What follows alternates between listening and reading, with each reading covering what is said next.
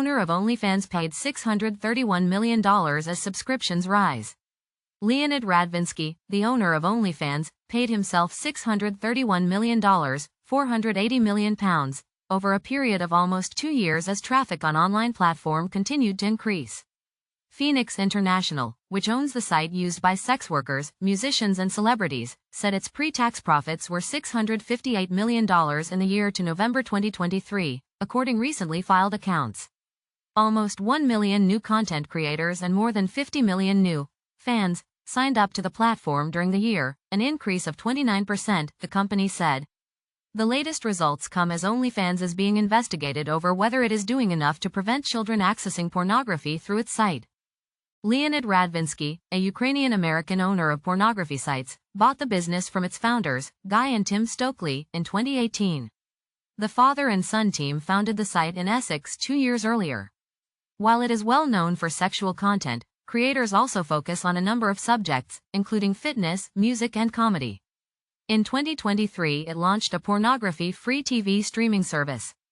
In its latest results, the company said its content creators made $6.6 billion in 2023, with OnlyFans taking a 20% fee from each creator's earnings.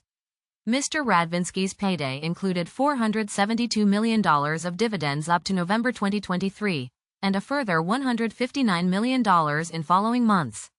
It comes on top of the $338 million he paid himself in 2022, bringing the total to more than $1 billion in the past 3 years. Forbes magazine now estimates his net worth at $3.8 billion. The platform's extraordinary profit is generated with a staff of just 41 people, and 1 director, its accounts say.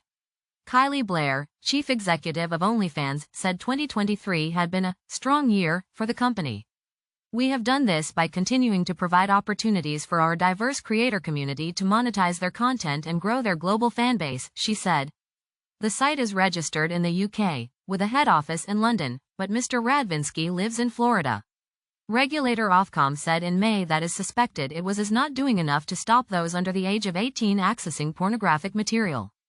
At the time, OnlyFans said it had experienced what it called a coding configuration issue, which had affected some age thresholds on the site. However, it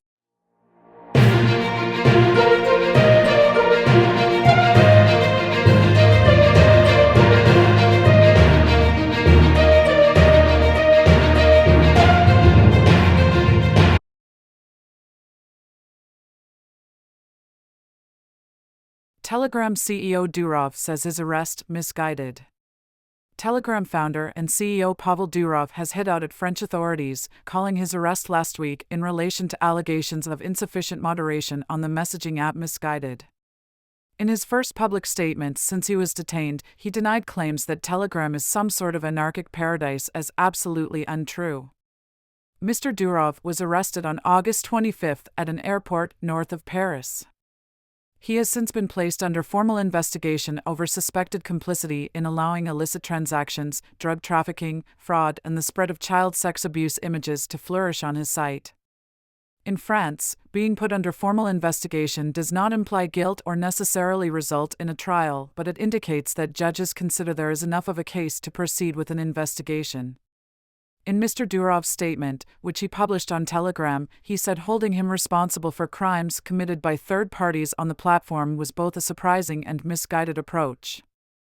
If a country is unhappy with an internet service, the established practice is to start a legal action against the service itself, the Russian-born billionaire, who is also a French national, said. Using laws from the pre-smartphone era to charge a CEO with crimes committed by third parties on the platform he manages is a misguided approach.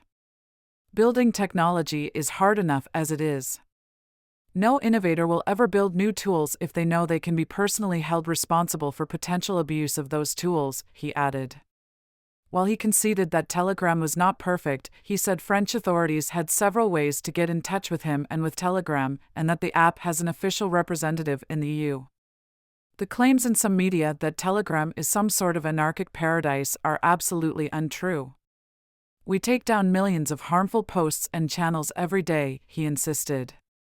Telegram allows groups of up to 200,000 members, which critics have argued makes it easier for misinformation to spread and for users to share conspiracist, neo-Nazi, pedophilic, or terror-related content. Recently in the UK, the app has been scrutinized for hosting far-right channels that were instrumental in organizing violent disorder in English cities last month. Telegram did remove some groups, however, cybersecurity experts say overall its system of moderating extremist and illegal content is significantly weaker than that of other social media companies and messenger apps. In his statement on Thursday, Mr. Durov admitted that an abrupt increase in the number of users on the messaging app, which he put at 950 million, had caused growing pains that made it easier for criminals to abuse our platform. He said he would aim to significantly improve things in this regard. It comes after the BBC learned last week that Telegram has refused to join international programs aimed at detecting and removing child abuse material online. Pavel Durov, 39, was born in Russia and now lives in Dubai, where Telegram is based. He holds citizenship of the United Arab Emirates and France. Telegram, which he founded in 2013, is particularly popular in Russia, Ukraine, and former Soviet Union states. The app was banned in Russia in 2018 after a previous refusal by him to hand over user data. The ban was reversed in 2021. Telegram is ranked as one of the major social media platforms after Facebook, YouTube, WhatsApp, Instagram, TikTok, and WeChat.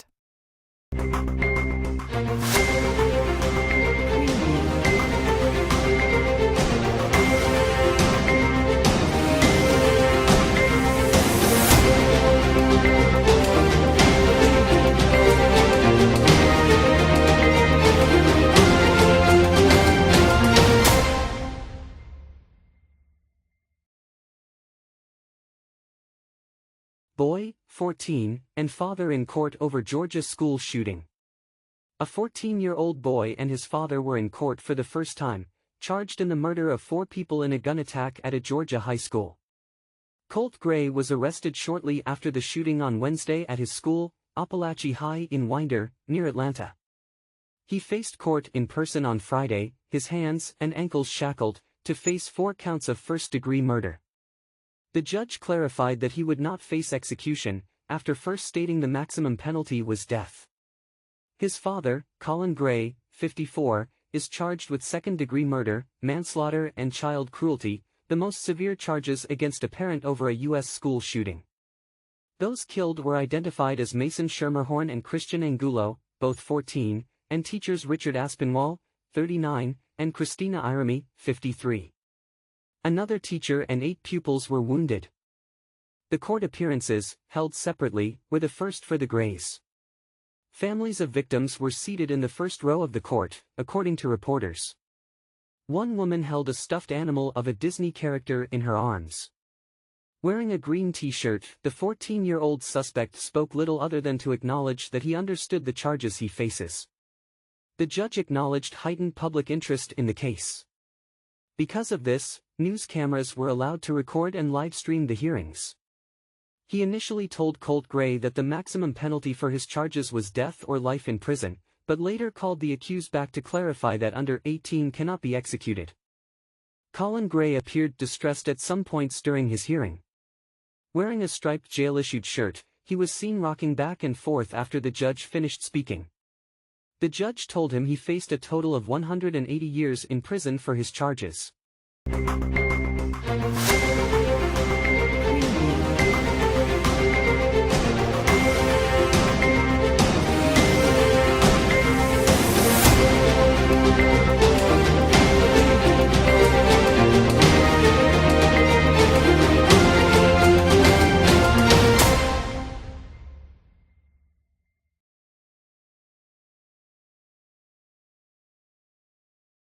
Is Sam Darnold ready to be Vikings' season-long starting QB? Ask anyone with the Minnesota Vikings about Sam Darnold and you're likely to get a similar answer. One thing he's done, said offensive coordinator Wes Phillips, is come out and been able to throw the football extremely well. This guy makes some legit throws, according to defensive coordinator Brian Flores. Sam, running back Aaron Jones said, can spin it. He can really spin it. He's a gunslinger, according to receiver Brandon Powell. He's got a little zip on that ball. Darnold's arm talent got him drafted at number 3 by the New York Jets in 2018, and it was clearly evident this summer as he took nearly every first-team snap of Vikings training camp. Flores, for one, has sometimes advised defenders to accept they were beat on throws that not a lot of guys can make. Few Vikings coaches and players had seen Darnold throw in person before he signed in March, explaining some of their visceral reactions. But quarterbacks coach Josh McCown, Darnold's teammate with the Jets, theorized their reactions have been amplified by seeing him with a level of experience and confidence that allowed him to tap into the top of his baseline arm strength. Darnold wasn't shy about displaying that arm, whether it was a 50-yard strike to receiver Justin Jefferson on the first day of camp or driving a 26-yard pass over a linebacker to receiver Jalen Naylor in a preseason game. Those moments have raised hopes that the Vikings can survive a season-ending injury to rookie quarterback J.J. McCarthy, who likely would have taken over the job at some point during the regular season, and defy projections of a last-place finish in the NFC North, where they have the longest odds, plus 900, per ESPN Bet. There can be no arguing that Darnold was one of the NFL's worst-performing quarterbacks over the past 6 seasons, but Vikings players and coaches have now seen why he will get another chance when their 2024 season opens Sunday at the New York Giants, 1 p.m. Eastern Time, Fox. "I feel like he's going to prove a lot of people wrong," Jones said, "and show who he really is as a quarterback with this opportunity. Any of my quarterbacks that I've had, they have a clean slate. It's about proving yourself and what you can do now. It's not about what you've done in the past. It's about now. So I truly do believe in him. We've gotten a chance to work with him, play with him, and he's a special talent. A lot of people are sleeping on him." With a smile, Jones lowered his voice and added, "Early favorite for comeback player of the year." A reset to reality nevertheless seems in order. Darnold is one of 26 NFL quarterbacks who have started at least 50 games since the beginning of the 2018 season, when he won the Jets' top job as a rookie out of training camp. His total quarterback rating, QBR, over that span is 42, the worst among that group. As he absorbed Coach Kevin O'Connell's version of the West Coast offense, one that former starter Kirk Cousins said he was still learning well into his first season in the system, 2022. Darnold has been inaccurate on some short-range throws. He has looked jittery on other occasions as he scanned the field for options, a reminder that he has taken an average of 2.26 sacks per game in his career, 11th most among those 26 quarterbacks since 2018. And sometimes he made regrettable throws. During an August 12 practice, Darnold did not appear to see that linebacker Andrew Van Ginkel had slipped into the flat on a quick-hitting pass to Jefferson, creating an interception that Van Ginkel returned for a touchdown. Darnold bent over with his arms on his knees immediately after the throw, the same type of play that ultimately doomed his time with the Jets from 2018 to 2020 and later the Carolina Panthers, 2021 to 22. He has thrown nearly as many interceptions, 56, as touchdown passes, 63, in his career, and that TDINT ratio of 1.1 is the worst among those 26 quarterbacks since 2018. His overall average of 1.06 turnovers per game is the 4th worst. Wrapped in that data is a reminder that Darnold does not face a high bar to produce the best season of his career in 2024.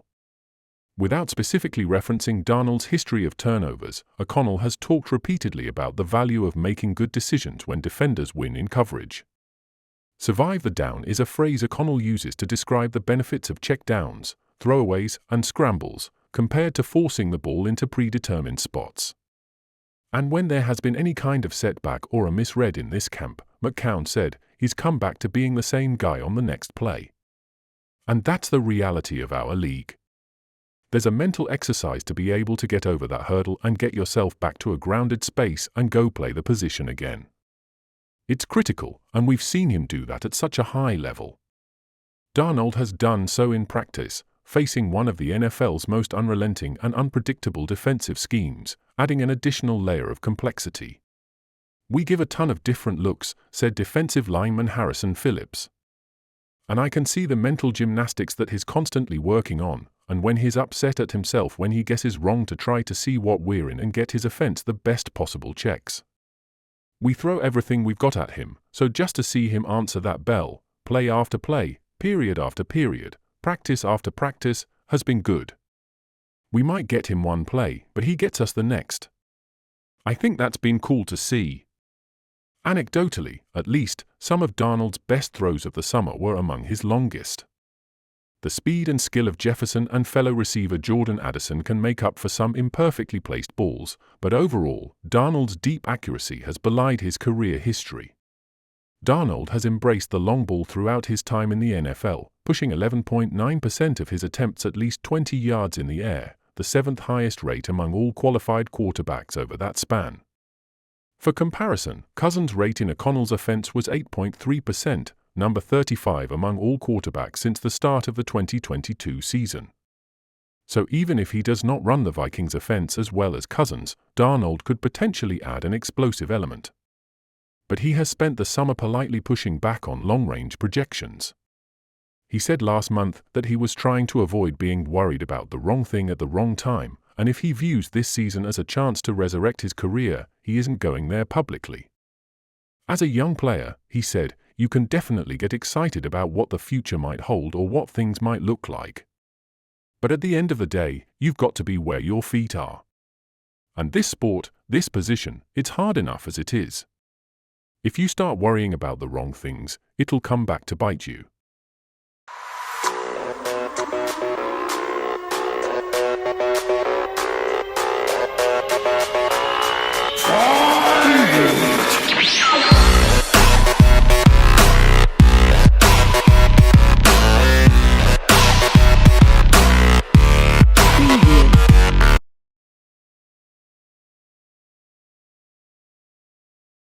Bucs WR Mike Evans looking to continue to rewrite history books. The legend of Tampa Bay Buccaneers wide receiver Mike Evans grew a bit more this summer, but it had nothing to do with a training camp sizzle reel of highlights or a sizable charitable contribution, although he's done quite a bit of both.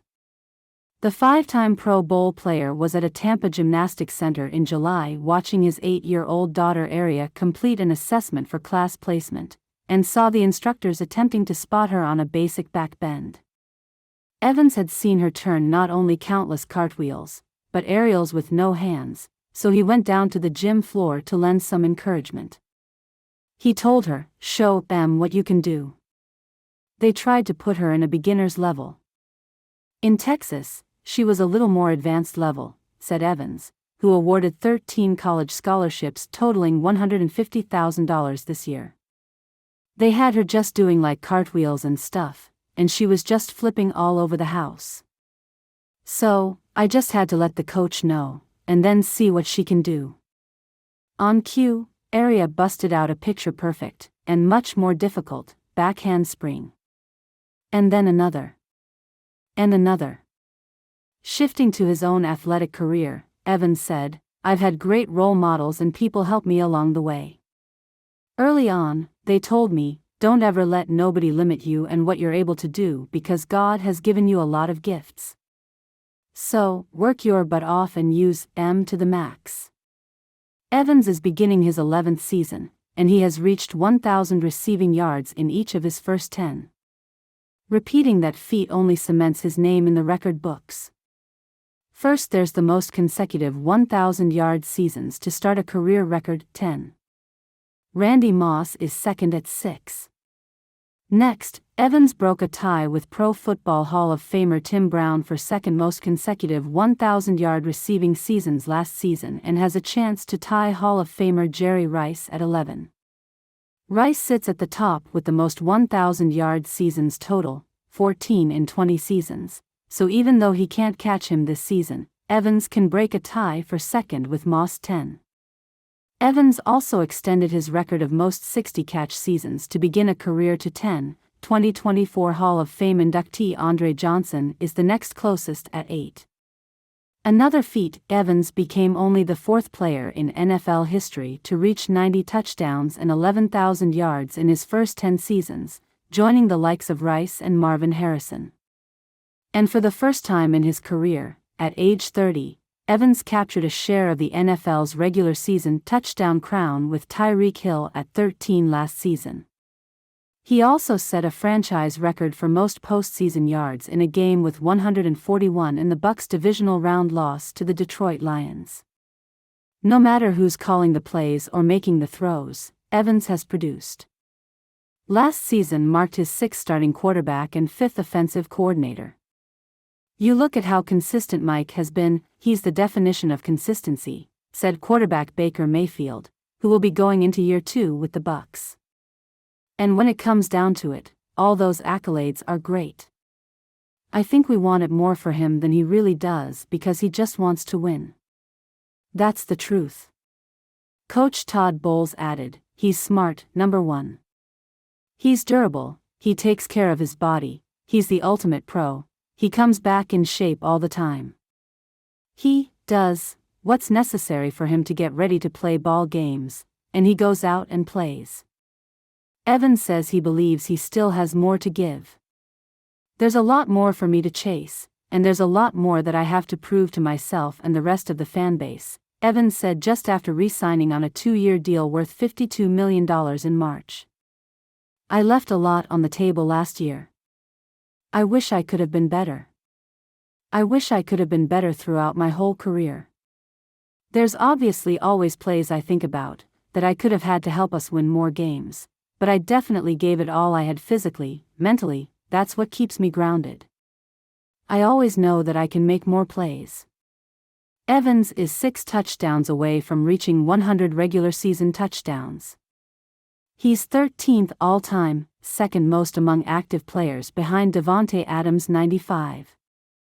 If he passes 100 TDs, it would put him in the top 10, an exclusive group that includes Rice, 197, Moss, 156, Terrell Owens, 153, Chris Carter, 130, Harrison, 128, Larry Fitzgerald, 121, Antonio Gates, 116, and Tony Gonzalez, 111. Brown and Steve Largent are tied for 9th at 100. Only 2 of those players aren't in the Pro Football Hall of Fame. Gates' first year of eligibility was in 2024 and Fitzgerald won't be eligible until 2026. I definitely want 100 touchdowns. Only a certain amount of guys have that, Evans said. So that'll be elite company to do that. And obviously Jerry's one of the best, arguably the best to ever do it, and to have one of his records or tie it would be an amazing accomplishment for me. So I'm definitely gunning for all those. Evans' 94 touchdowns are also 6th most in league history for a player's first 10 seasons. He is tied with Adams for 95 all-time receiving touchdowns, regular and postseason combined, and needs 1 touchdown to tie running back Eric Dickerson for the 26th most overall touchdowns in NFL history at any position. In terms of yardage, Evans is currently 33rd all-time in regular season receiving yards with 11,680. Another 1,000 yards this season could move him up around 10 spots and possibly higher, with DeAndre Hopkins at number 23, 12,355 yards. In the short term, another 155 receiving yards would push him past Don Maynard, 11,834, for 32nd most receiving yards, and with 162, he could pass Gates, 11,841 yards. His 11,680 yards is 6th most in league history for a player's first 10 seasons. Of course, very little of that is actually on Evans' mind this week, with the team hosting the Washington Commanders in its season opener Sunday, 4:25 p.m. Eastern Time, Fox. He just wants to win, and the offense is set up to take some big strides with increased protection for Mayfield, a revamped run game and more targets, so the focus of an opponent's defense isn't solely on Evans. He'll get his touches. He'll get his yards, Mayfield said. He's done it with pretty much everybody, so it won't stop now, and just with the added weapons that we have and the new scheme, it should be a great thing for him.